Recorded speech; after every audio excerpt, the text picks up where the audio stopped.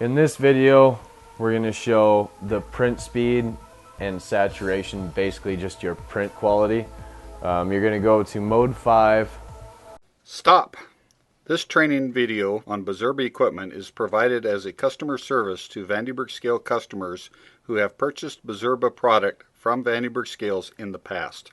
Since 2015, Vande scales has stopped selling Bizerba and designed our own weight price labeling product so that we can properly support our valued customers. The Vande scales weight price labeling product is specifically designed to endure the rigors of the processing plant environment, being extremely robust.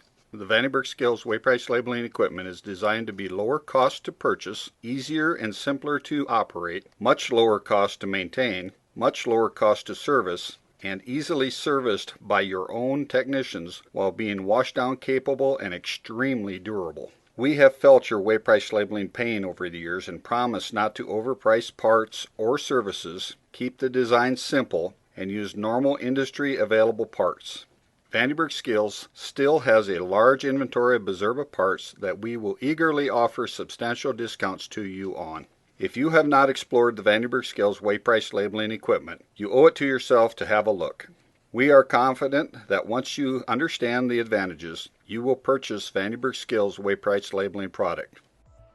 And then you're going to go configuration, device configuration, printer, and print quality. Your print speed is just as it sounds, is the speed at which your printer actually prints the labels and feeds them. If it's running too slow and you want to run the belt fast, those labelers will not keep up. But if you run it too fast, you can run into faded printing. But 250 is the max you really generally want to run when you're actually printing on a label. You can run a pre-printed label that's not getting any actual stuff on it. You can run that at 300.